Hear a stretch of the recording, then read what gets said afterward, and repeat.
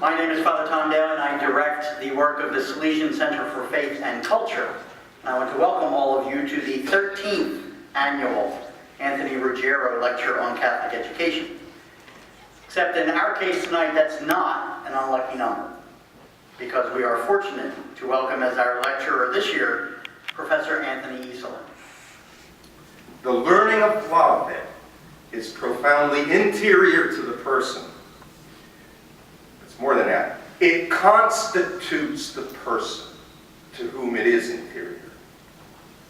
It's not just, I have a heart and I learned about love. I become who I am by learning about love. It constitutes it. It is to take the verse from the litany of the Sacred Heart, the King and center of all hearts. It is not I, says St. Paul, but Christ who lives in me. And C.S. Lewis understood this, all right? I mean, all the great poets, both Protestant and Christian, of the Renaissance and Middle Ages, understood this.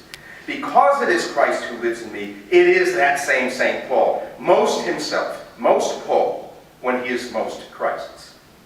And so to Dante is most himself when he most belongs to Beatrice, who always points him towards Christ. Plato has Socrates tell the lad Phaedrus that the greatest blessings, he says, come by madness. Indeed, of madness that is heaven sent. For in the madness born of love, the soul stretches her wings, and the charioteer with his team of horses, one noble and a lover of truth, the other wayward and a pursuer of physical appetite, that charioteer struggles to rise again to those heights whence he once glimpsed true and immortal beauty, longing to return there again to see that sight once more. So why would I say then that only a Catholic education can bring young people to the threshold of a love that threatens to batter down the gates of the heart? One reason is simple enough. There are no more pagans like Plato among us. And my good friends, very dear friends, worthy Protestants who remain, who understand that education without the wonder of love, education that leaves the heart cold and barren, is not true education at all. And they seem to be taking their lead from Catholics present and past. In other words, that core, ad core education, that is the heart, speaking to the heart, that Newman enjoyed, has its roots in the educational habits of the medieval schools, which in point of fact preserved and purified the best of what the wisest pagans had to offer. Plato, for instance. There's nothing left. There's nothing else around, except the cold steel and fiberglass teaching machine, that inhuman thing, and the church school. Those are the only competitors left standing.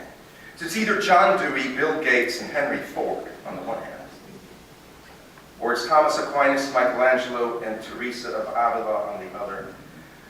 No alternative. Matthew Arnold with his cultural classicism is dead. And if you're a Presbyterian in the Presbyterian Church of the USA, you're not reading John Calvin. This Catholic is reading John Calvin, but you're not. And this consideration brings me to another way to think of the heart, or the soul as the heart, as Edith Stein puts it. A heart is a heart because it's at the center. But to be the center of the human being is not the same as being the center of a robot. The center is not a matter of location, but of primacy. So the Old English word, herita, also denoted will, mind, memory, courage, desire, spirit. We still have some of those associations with the word heart. This is a person of great heart. We don't mean that it's enlarged because he played in the NBA. His capacity to desire beautiful and good things. We also get things by heart still in English. We commit them to memory because we love them. We hope we love them. Just as the heart pumps blood to all of the organs, even to the tiniest cell upon the tip of the finger, so the heart of the human being gives life to all that he is, all that he sees and does, all that he comes to know and to cherish. The heart is not for a hand alone or eye. And human love is not for something instrumental alone, or only for some cordoned off portion of what exists. Because it is a heart, it is for all that the human being sees and experiences for all that God has made. So the heart, the wise soul, not the cramped mind of a calculator of advantages. The heart can sing in praise of all things. Not that they can be used, but just that they are, and they are glorious. Think again of the difference between a human being, a person, and a machine. There's no heart in my trunk. There's an engine which powers the drivetrain, which is connected to the axles, which turn the wheels. We go. But the relationship between these parts is merely contiguous. They're next to each other. The engine is not in the axle. Certainly is not in the wiper blades, the lights, the seats, the hood, the fender, not there. A machine is an array of pieces that work by contiguity, being next to something, and by efficient causality. That's all. I'm not so. My heart is not only behind my ribs, my heart is in my hands. My thoughts are in my heart. They often make my heart race. My thought Jasper's heart is going to go a mile a minute when I show up tomorrow. They can soothe it. They can make it beat more gently. I start playing music and Jasper lies down at my feet.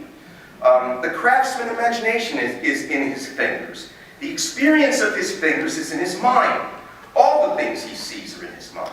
Things he has never seen with his eyes, that he never will see with his eyes, are there also, like a centaur, or the square root of 2, or mercy. That's seen with his eyes. What then must it be to educate that kind of being, a being with a heart? Can't be piecemeal, because he's not a sum of pieces. Can't be merely utilitarian, because he's more than the product of his tools. It cannot exclude from consideration his eternal destiny and the nature of God, because he has that eternal destiny, whether he likes it or not, and God exists and calls him on his pilgrimage. The education of a being with a core, a heart, a life-giving soul, must be, philosophers say, connatural within. It has to be the kind of thing that would be proper for that sort of being. It must itself be like a heart that cherishes all things in its deep interior life, that sends blood and life forth to all the extremities. For the Christian, it means that we establish all things in Christ, through whom all things were made. For the Christian educator now, for the Catholic, means it has to become second nature for us to bring together our scattered disciplines, to shepherd them all under the fostering care of the Queen of the Sciences, the truly alma mater, that is the nourishing mother of the soul, that is theology.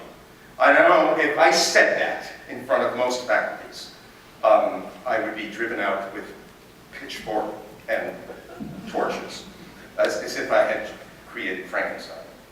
It doesn't mean that the theologians tell the scientists what their ions are doing, or they tell the English professor what Shakespeare meant by to be or not to be, that is the question.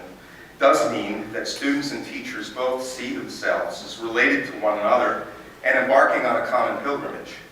And each in his own way, they understand that they derive their meaning and their life from a truth that transcends them all, that alone can unite them precisely because it transcends them. In practical terms, it means they speak to one another and learn from one another. But it must mean more than that, too, far more. Theology is a discipline, but God is a person. The person from whom and in whom we derive whatever personhood we possess. A truly Catholic education. And I have to say that we don't have this at Providence College as much as we ought to. Not nearly as much. Truly Catholic education, truly Christian education must derive its vitality from common